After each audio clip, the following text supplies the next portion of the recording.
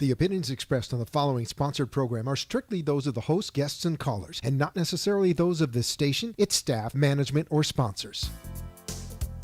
Welcome to the CareGiver Reality Show, hosted by gerontologist and family caregiver expert David Levy, speaking on a topic that is not only a national problem, but an international one, and represents one of the biggest dilemmas facing us today: Alzheimer's disease and dementia.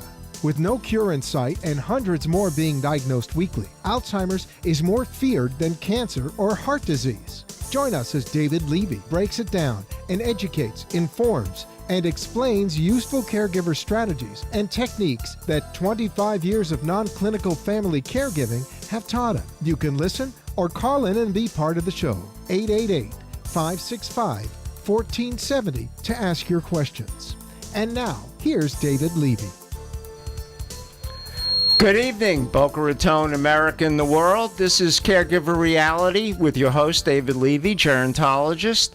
You're listening to us on WWNN 1470 AM, or you're watching us on caregiverreality.com live show. Just click it on. You'll see my very attractive guest and my very bad hairdo this evening, but that's okay. And so if you have questions, 888-565-1470. We'll be happy to take them. As you know, this is the Caregiver Reality Show, and we do a little science, a little human interest, a little caregiver education, support, respect, and quality of life for your loved one. We're your competent authority on what you need to know. My guest tonight, I am thrilled to have on, is somebody that I've known for the last couple of years. She's an eminent elder law attorney here in South Florida in Delray. Her name is Heidi Friedman. Welcome, Heidi. Thank you, David. And she's going to be breaking it down and telling it like it is. We were just having a conversation outside about some topics.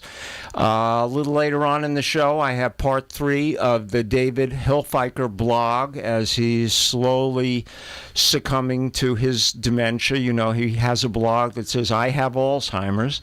And if we have enough time at the end, I'm going to be discussing something that is one of my favorite subjects. I do it often. That's Elder Care Mediation, which is different than just plain old elder mediation and different from elder law mediation. And it's really for families in conflict over the basics of how to deal with a loved one that they got to get on the same page for. And, you know, what happened when you were 15 really doesn't matter. It's a question of what has to go on here and now, and I'm going to give you some tips, and I'm going to give you some suggestions, because if you've got a family that just can't seem to work it out, mediation without a judge, informal, what we call pro bono, you just walk in the door and you say, we could use some help. And you'll find that it can be very, very helpful, because if you've got somebody that understands what you're going through, that understands caregiving, that has a little knowledge of the law, that's been a mediator for a number of years, that combination of events can really make a difference in getting the family to agree on what somebody else needs. And it's not really mental health. We're not going to resolve sandbox issues. So we're going to try and get into that. Depends on how much time we get to have with Heidi. I know she's a busy lady. Just wanted to give you an update. You know, normally this is the time I give you the Arden tip of the week, but Arden Court is announcing it is doing a session called Brain Boosters, and it's free. And it's going to be 3 2-hour sessions on November 6th, November 13th, and Friday, the 22nd of November. It's free.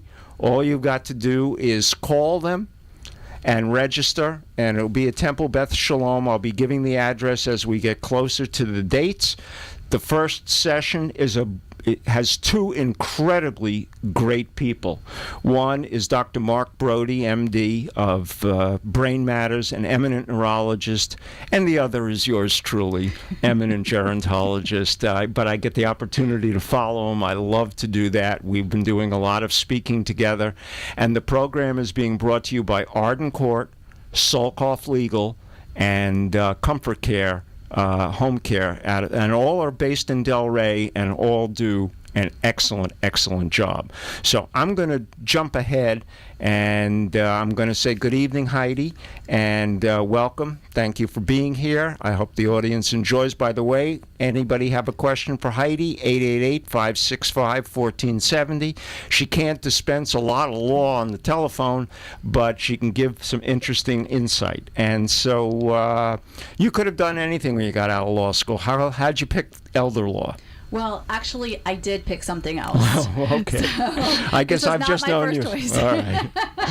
This was not my first choice. I actually went to work for a small firm and really enjoyed what I was doing. I was lobbying. Okay. Doing a lot of lobbying. I represented a large educational center and did lobbying for them. And then in 2000, I got pregnant and had my first son who had special needs. Okay. So at that point, I had to stop working and start taking care of him, and actually fell into this world based on that. So you fell into it as a mother with a special needs kid, and not a lawyer specializing in people with a special needs kid. And it took me a little while to realize that I needed to be an advocate for him. Mm-hmm. And if I needed to be an advocate for him, then also there were many other children out there that needed an advocate. So that's kind of how I fell into the special needs world, and how I fell into Solkoff Legal is I was working for a not-for-profit organization that Scott Solkoff was a board member. Okay. And became very involved in the geriatric and the elder care world. Okay. And he brought me on, taught me everything I know, and that's pretty much how I got here. Well, you know, I get to see you at the office because we shoot some of our support group in the conference room, and I certainly refer clients there, and I've determined that you're one of the busiest attorneys when it comes to this that I've met in a long time, with all due respect to Scott, but you really have gotten your hands around an awful lot of this,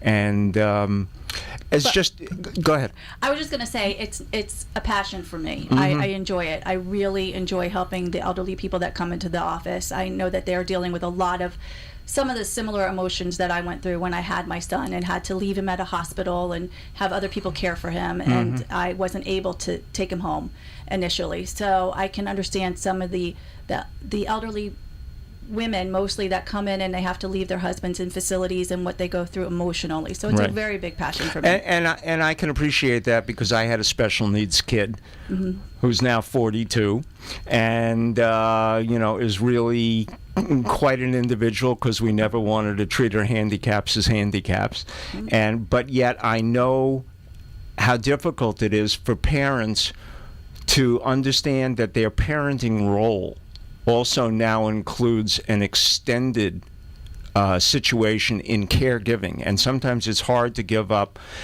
the understanding that you're more than mom, that here is somebody that is not necessarily going to move along the same path of growth and development that other children will, etc. And so trying to make or come to the reality that you're more than just mom, and Right. that you need to wear a couple of different hats is a big reality. I know it was for my then wife and myself, but we kept pushing forward and did what we had to do, and I know you're doing the same thing. Right. It actually was a very big reality to me when I got thrown into a world that I had no idea even existed. Mm-hmm. I lived in my own little glass house and thought everything would be perfect. I was going Right. to have a baby and become a partner in a law firm and just keep going the way I was. And Right. Well, life so, has a way of life has dealing way up of a set of dealing- cards that we don't always expect. Absolutely. All right, but you seem to have done very well in dealing with it, and taking what your experiences were and turning it from a mission into a passion. Yes, absolutely. is wonderful.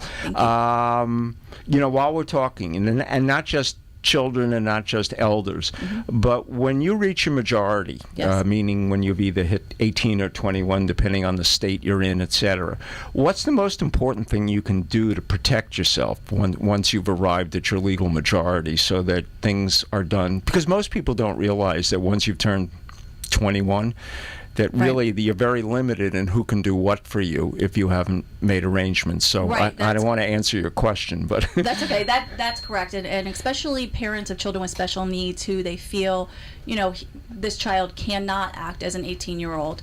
What they don't understand is when a child turns 18 in the state of Florida. Now, I am a Florida attorney. I don't practice everywhere else. So I'm talking about in the state of Florida.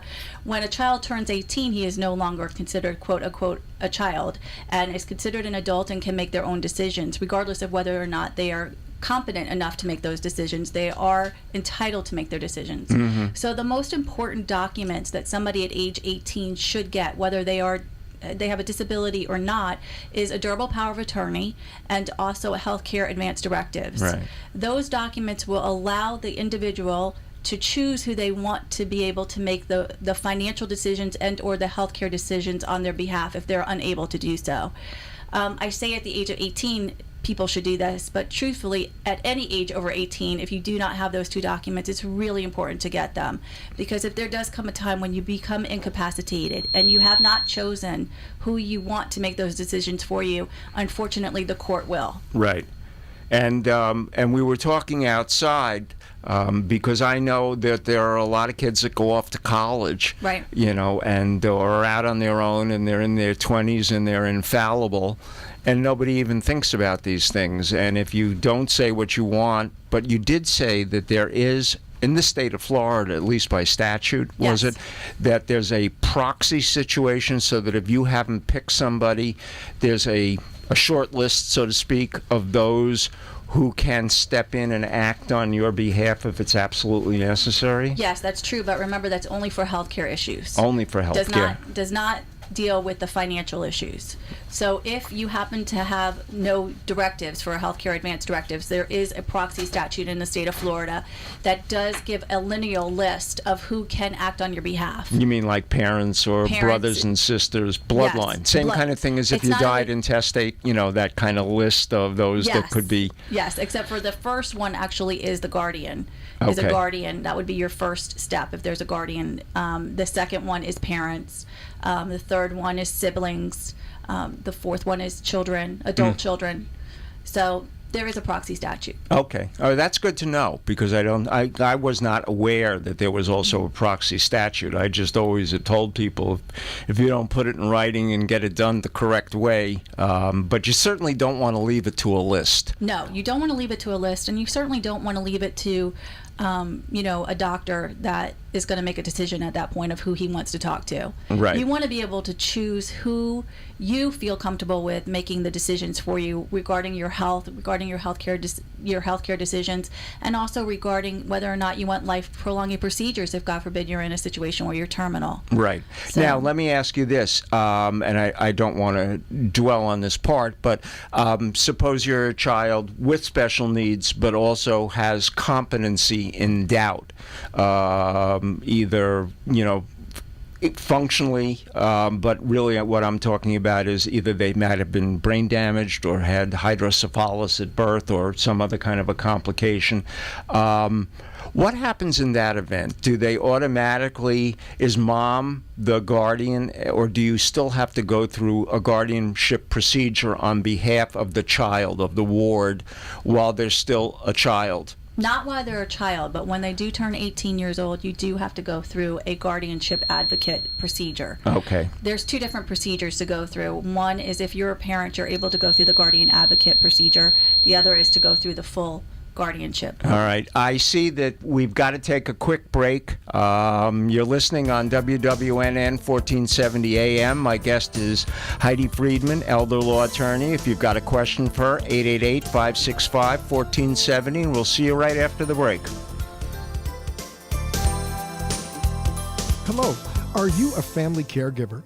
Are you taking care of a spouse, parent, or loved one who can no longer care for themselves? Are you dealing with Alzheimer's disease and don't know what to do? Are you stressed, burned out, frustrated, and don't know where to turn? Have you realized that your doctor, lawyer, and mental health professionals don't have real practical answers? You need a non-clinical family caregiver expert that the professionals turn to. You need David Levy. He is a family caregiver expert with 25 years of active experience with thousands of family caregivers. He can help you provide a better quality of life for you and your loved one. Contact David Levy at dlevy@caregivered.org. That's dlevy@caregivered.org. Or call 561-482-0086. And let's get your mental road to healing started.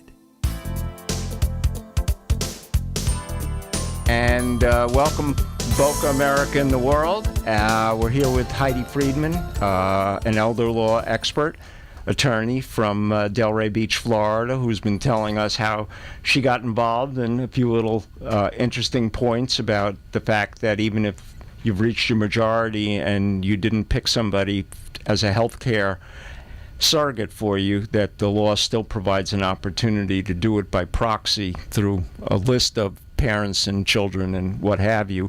But you really don't want to leave important decisions to those kinds of, the happenstance of who's around. Let me ask you something else, all right? As an elder law attorney, and we see more and more, there's something called family asset protection, and that may have been Scott's name for it. But give me a little idea of, and it's a two-part question. Why should we be doing it? And I know that essentially, it has to do with making sure your assets are protected so that you can qualify for benefits like Medicaid and the VA. But I'd also like your perspective, even though it's only been going on for a short time, not only about asset protection, but how do you see asset protection playing out in this new role of managed Medicaid that we have just begun to do here in Palm Beach County on the first of the month? Well, let me explain a little bit more about what family asset protection planning is. Basically, long-term care for the elderly is extremely expensive, whether they stay at home, go into assisted living facilities, or go into nursing homes. And the bottom line is that money buys care. So Right. You want to make sure that you protect your assets in a way that you can qualify for some government benefits, such as Medicaid and or VA if you happen to have been a veteran during wartime. In this way, you will not only get government benefits to help pay for the care, but you also will be able to keep kind of a nest egg to be able to improve what kind of care that you're going to get from the government. The reason why it's so important, especially going forward, because Medicaid has turned over to a managed care program, which basically means that you're going to have insurance companies making decisions on what kind of services an elderly person's going to get, and whether or not an elderly person's even going to be able to stay into a nursing home or meet that level of care. So why family asset protection planning is so much more important now is because the insurance companies are notorious for trying to give the bare minimum. Right. And that's what they're going to do. And that might not be what your loved one, all that your loved one needs.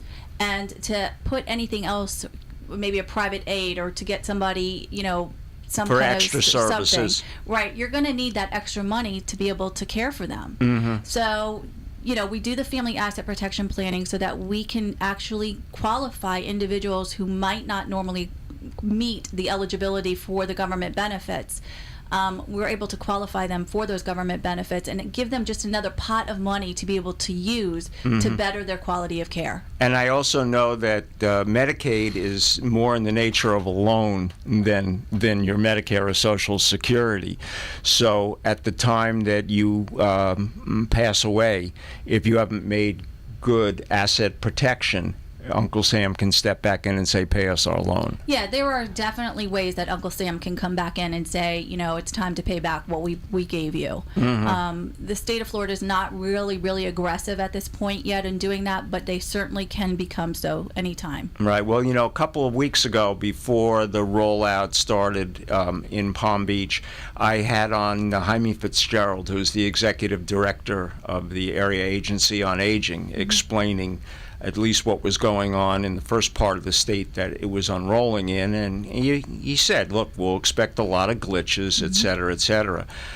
Because I do so much with caregivers in facilities, taking care of loved ones, et cetera, there seems to be not only a contest amongst those who have been approved in various counties to try and enroll specific individuals into their program versus another at a time when it's still very unclear exactly who are their provider panels, what is the benefit or the lack of benefit of being put into, or can you opt out, to your knowledge? Can you opt out of managed Medicaid? No, you cannot opt out of managed Medicaid, to my knowledge. There are certain requirements, certain people that have to fall in it, and there's some that are not going to fall in the managed care. But if you're in it, you cannot opt out of it. That's the providers are the ones that are going to be providing the services under Medicaid. Right, and we know that Medicaid, for the most part, is for those that don't have much money,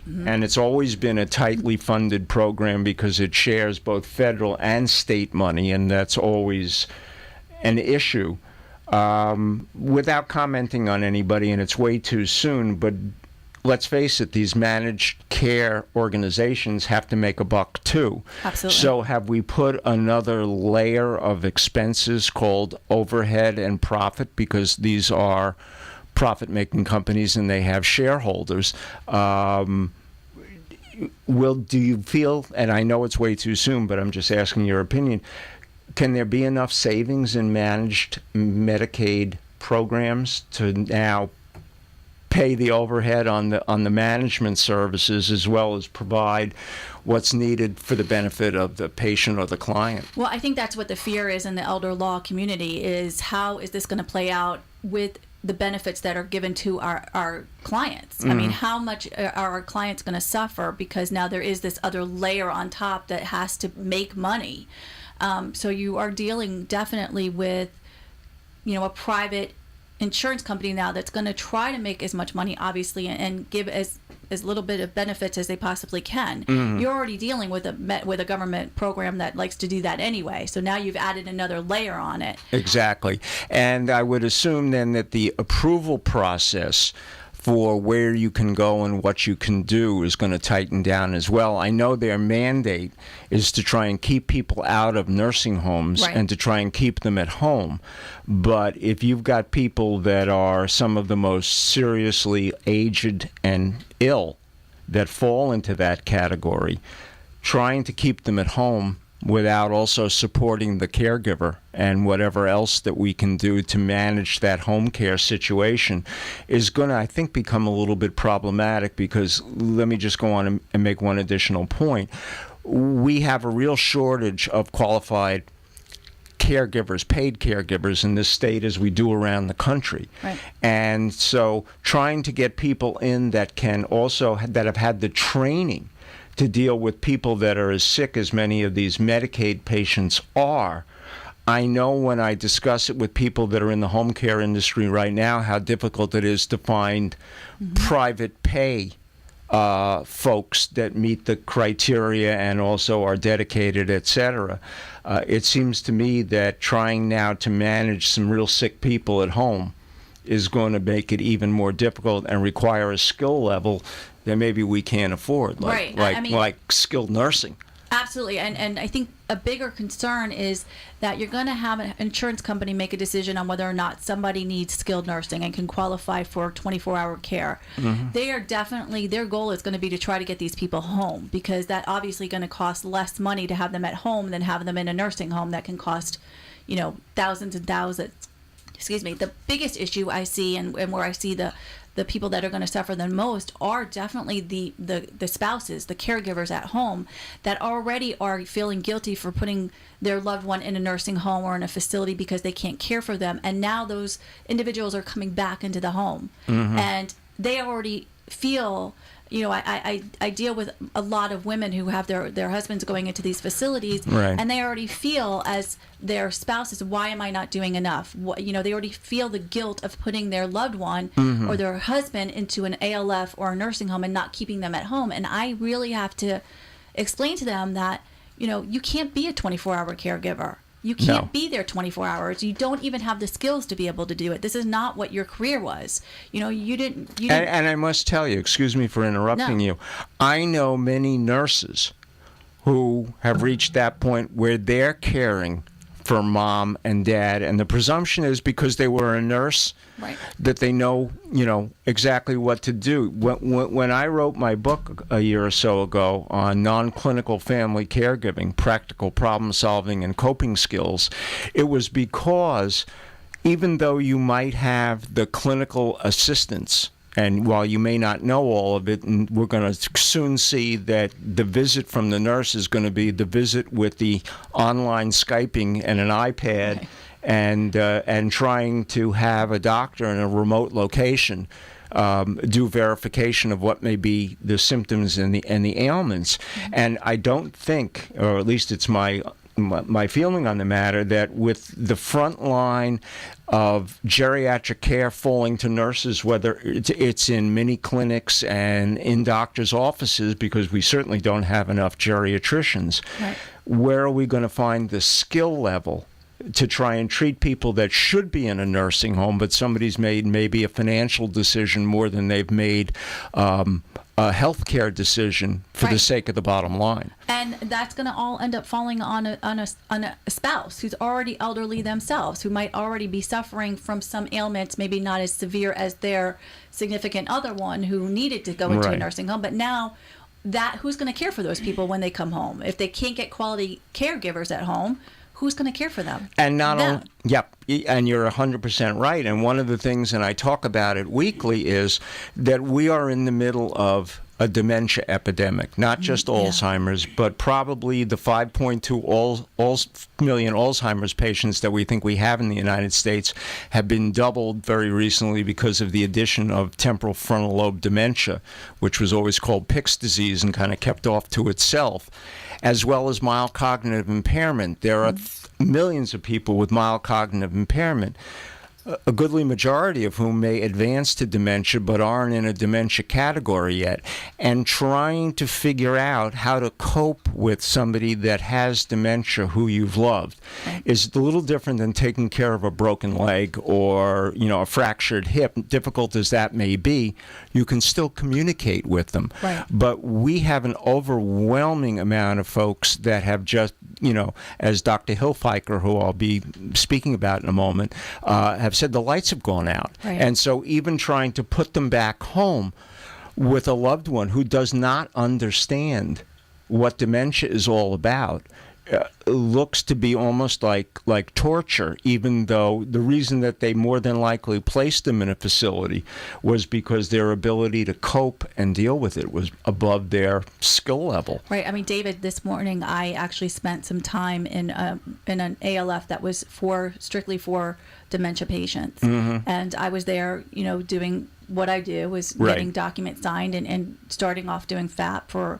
a wife. And I have to tell you, it was one of the saddest things that I have been through, to watch her, the wife, try to coax her husband into just understanding the simplest things. Right. Just signing his name, just to actually do an initial, do his initial. And it was heartbreaking to watch her just trying to get him to do his initial on a document. And I could see the frustration and just the right, and now you see the difficulty then in trying to get a name on a piece of paper or an initial, and now we see trying to get somebody to the toilet, trying to get them in a shower, trying to figure out how you're going to feed them, and do this at home, because even with managed Medicaid, we can't put 24-hour care in the home. Right. It's just cost prohibitive. Right. Even if we had the people that could do it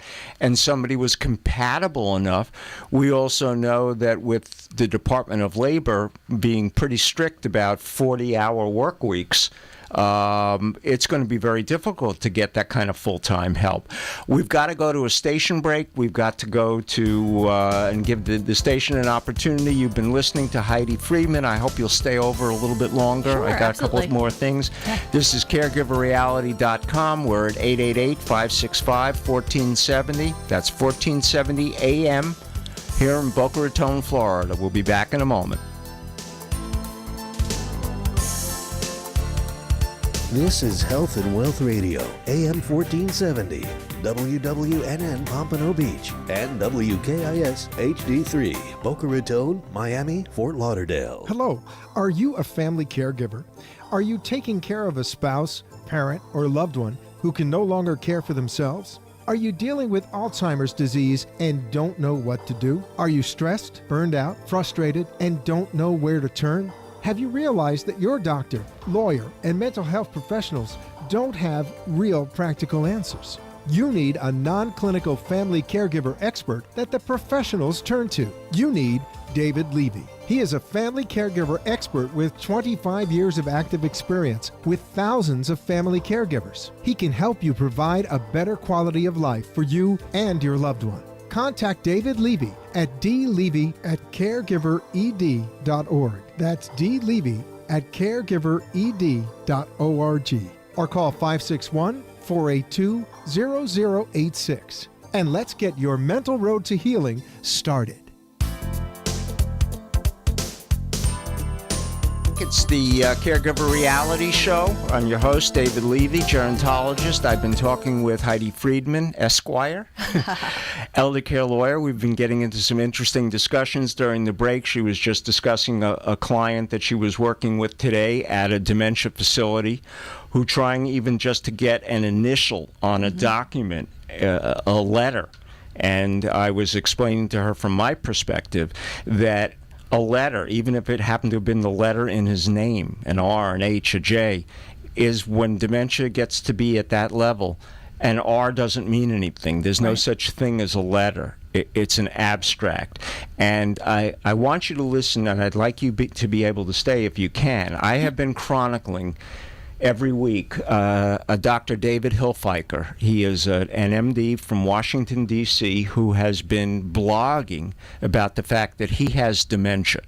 And so every week he manages to put out a blog or two, and apropos for what you were just saying, and what I don't try and do is paraphrase him. I read. It's because he's very eloquent, and you really need to hear his words.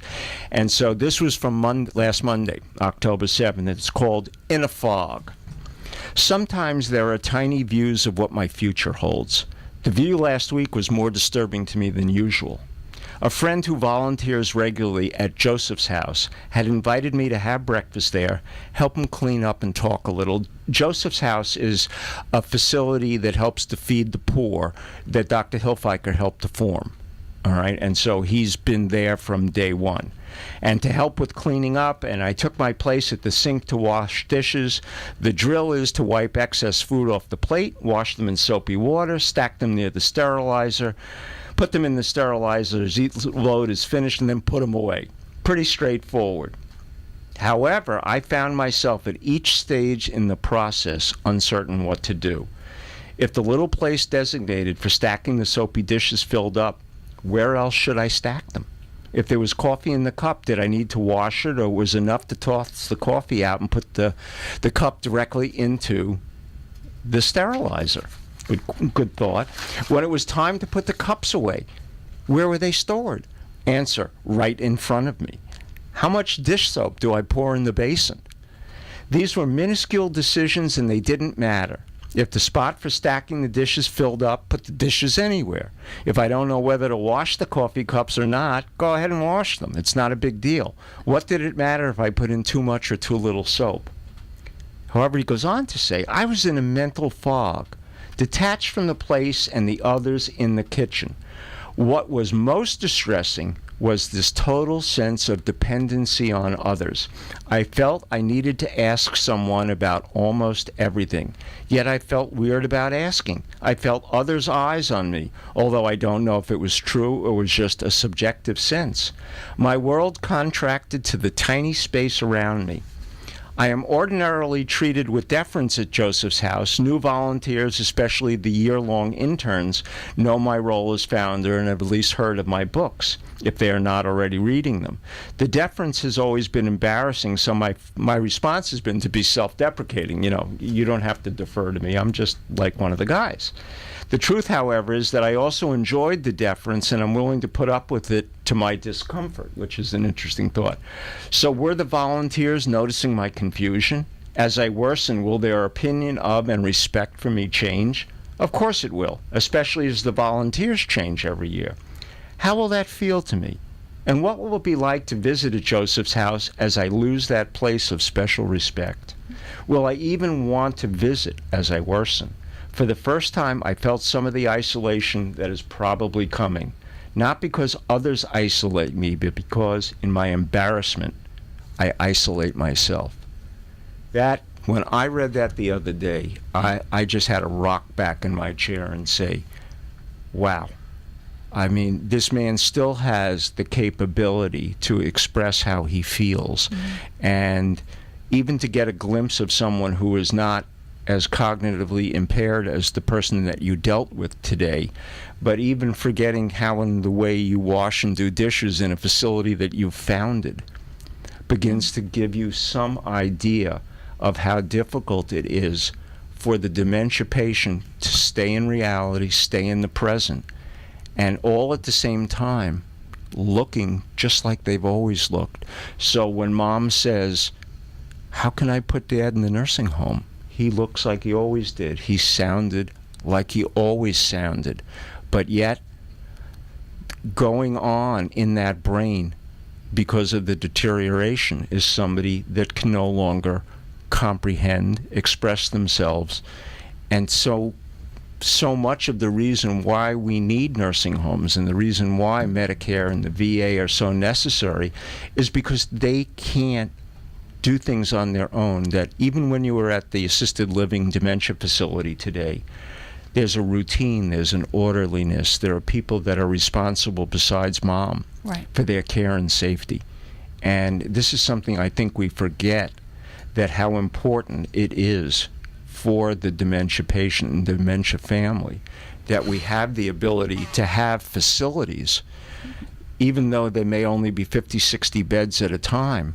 All right, how critically important it is, and how important it is for you to have spent the time you did trying to get 12 documents signed with a letter R, even with that letter R sign up there. And so you're doing an incredible job because it's so difficult. So difficult. I deal with it every day. I know you do as well.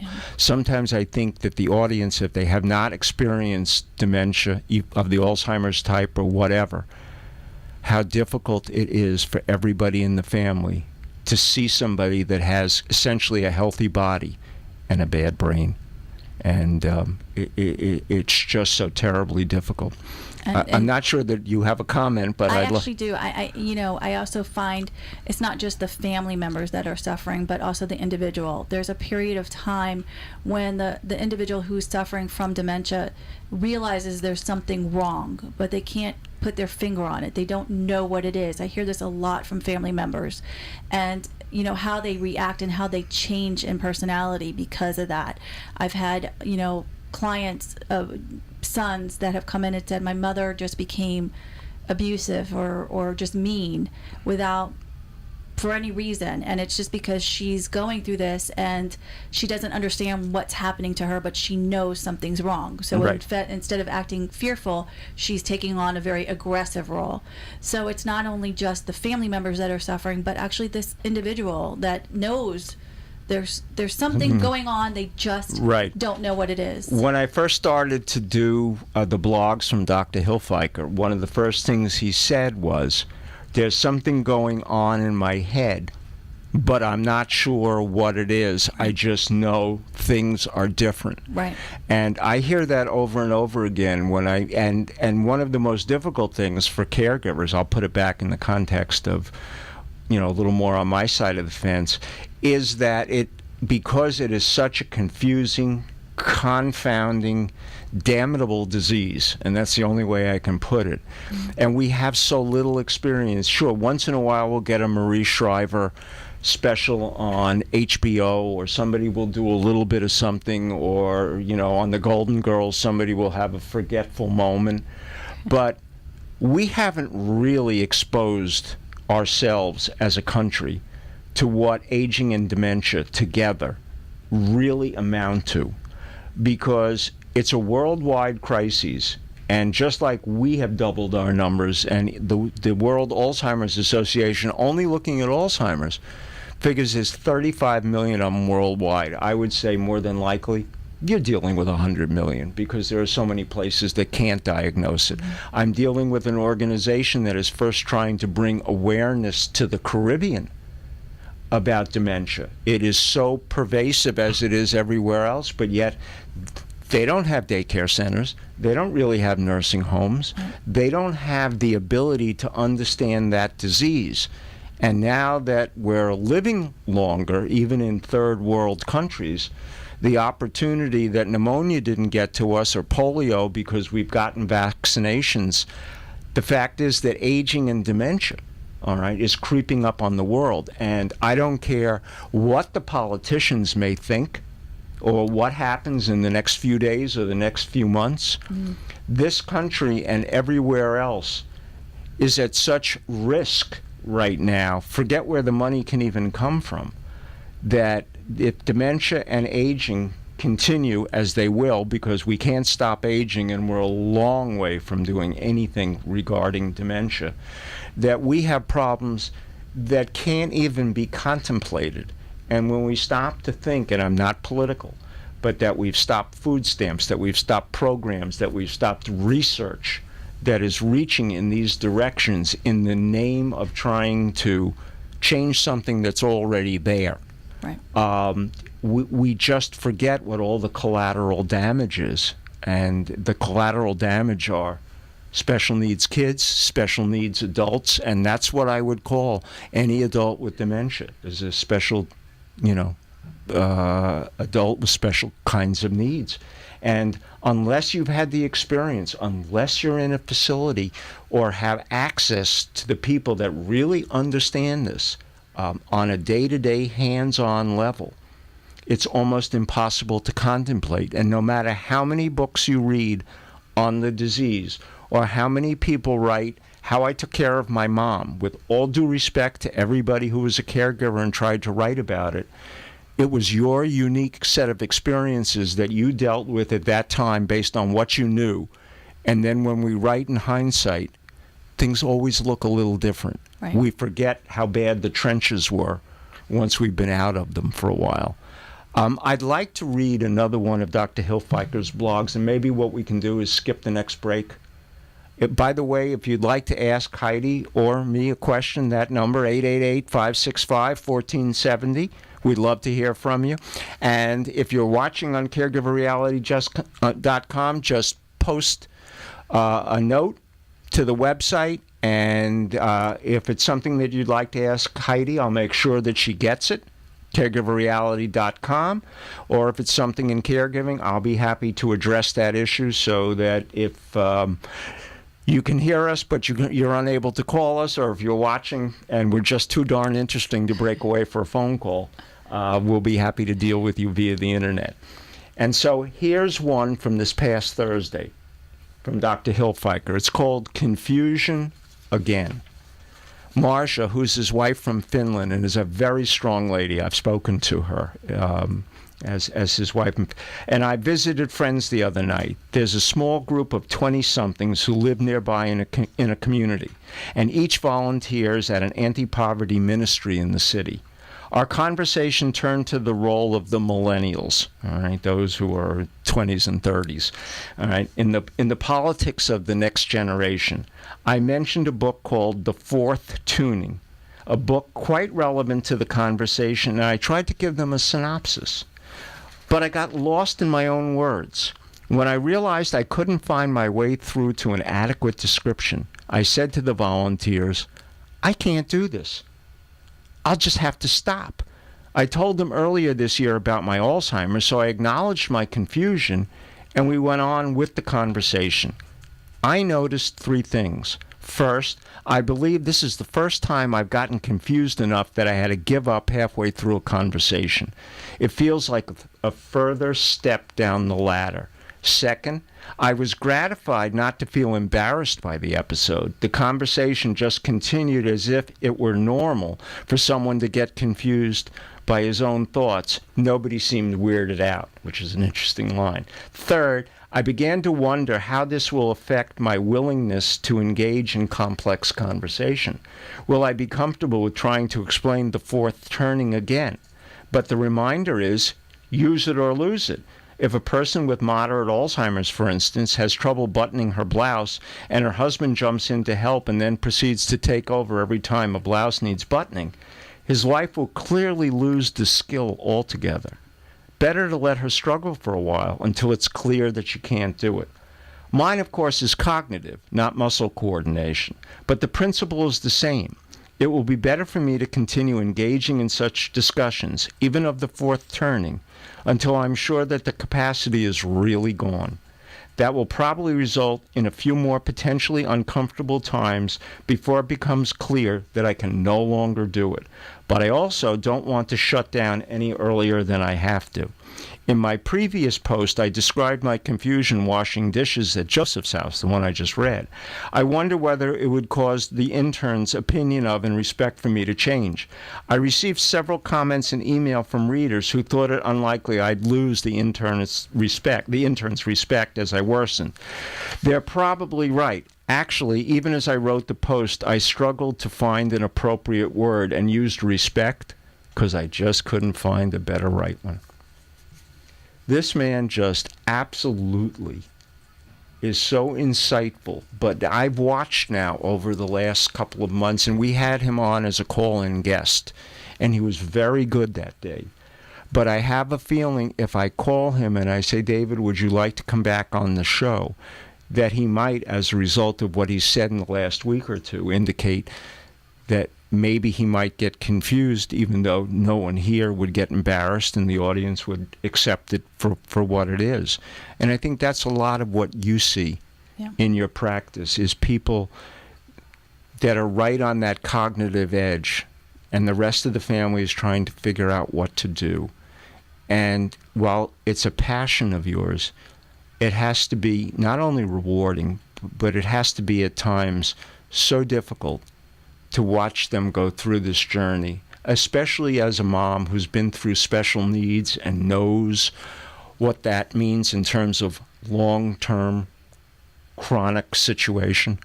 And so, you know, when you give me your insights, I take them as more than just from just another elder law attorney. I take it from somebody who's been through it and was driven by what they experienced, to go forward and try and help others in the same way. Yeah, I have to say, one of my most rewarding moments is when I have a wife who comes to my office and she's just devastated because she's doing something, you know, that she feels she shouldn't be doing, but like putting her husband in a facility, and inevitably they're just overwhelmed and say they can't do what I've asked them to do. And I literally take them step by step and take their hand and help them get through the process.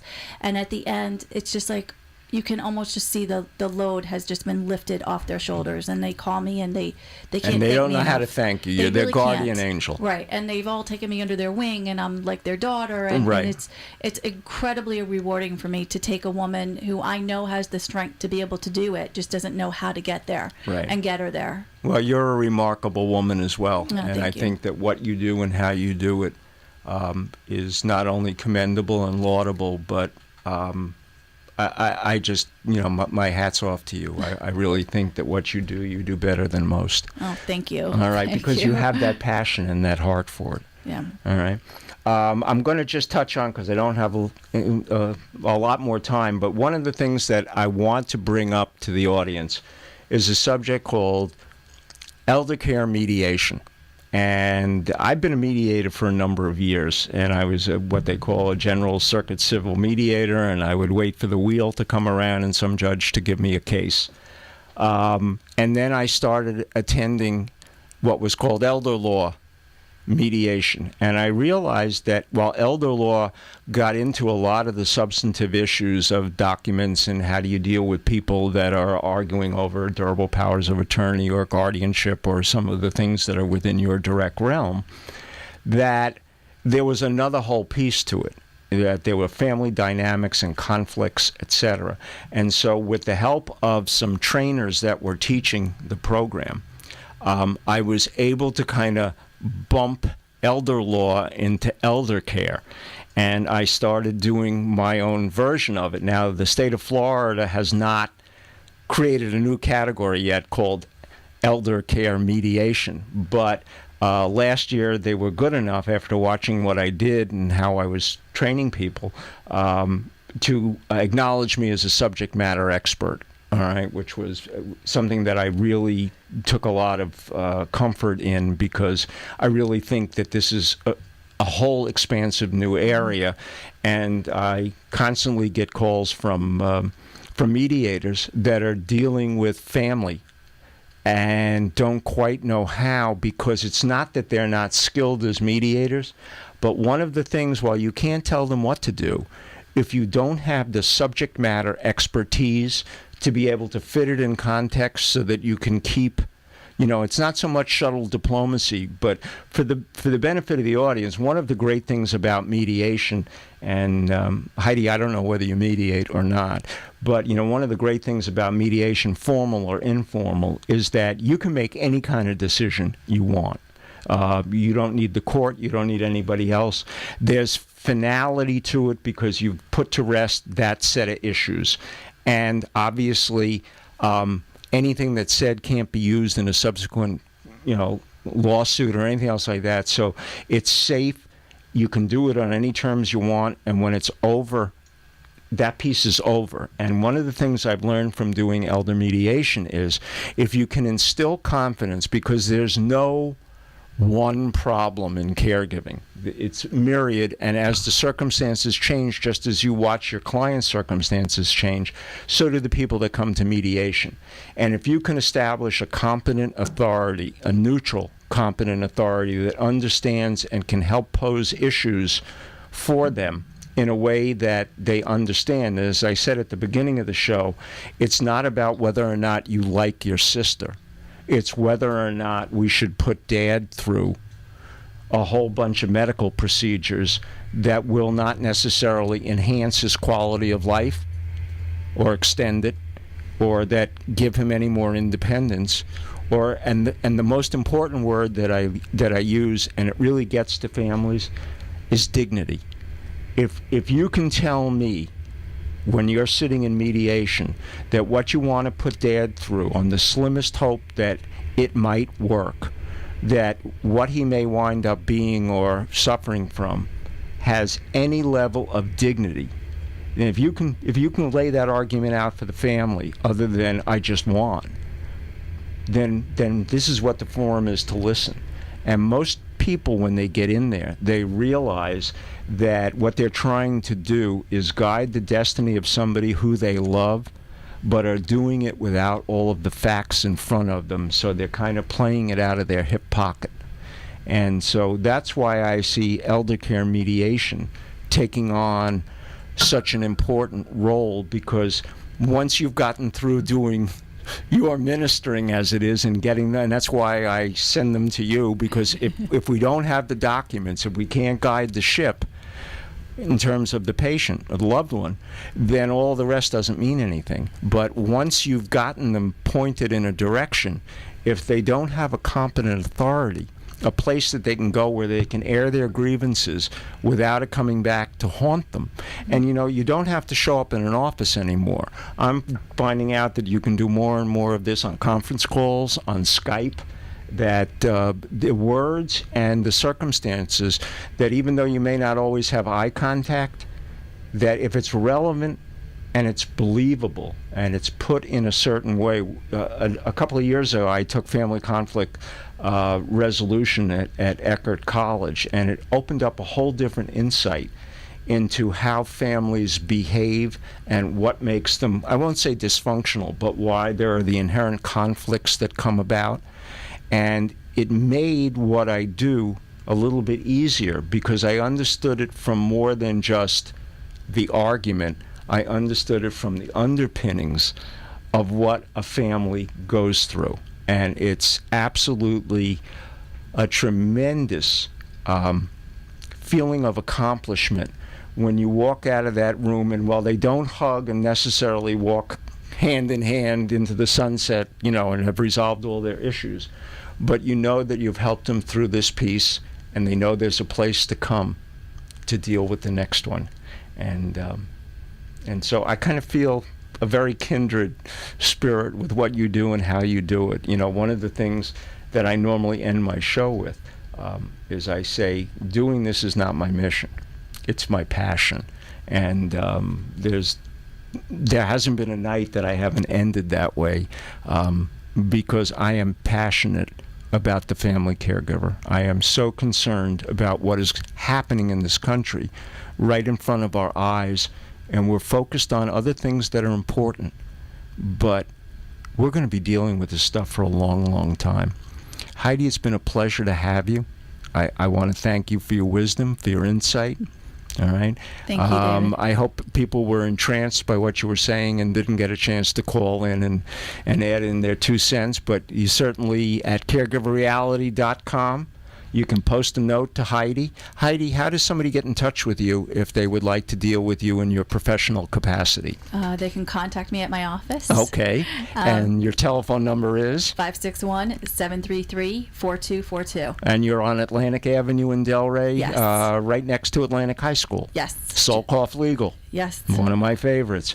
And I want to remind everybody that we have the Brain Booster program coming up in the next 3 or 4 weeks, and that'll be put on by Arden Court, Comfort Care, and Solkoff Legal at no cost. All you need to do is get a hold of the folks at Arden Court, and that number is, and you'll have to excuse me because I don't have it directly in front of me. Shame on me. It's 561-498-5552. Tell them that you want to attend the Brain Booster sessions. You can sign up at that time. For all 3 of them, it's going to be November 6th, November 13th, and November 22nd, and we'll be announcing who will be speaking as we go forward. And as I said, the first one will be my 2 favorite people, Dr. Brody and me. All right? And so, Boca, America, the world, I want to thank you for listening. I think, once again, Heidi, thank you. It's a tremendous show. We'll be back next Monday.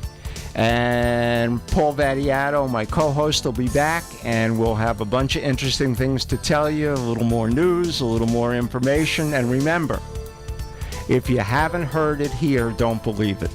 So, good night, America, and remember, we're here because this is not our mission, it's our passion. Thank you.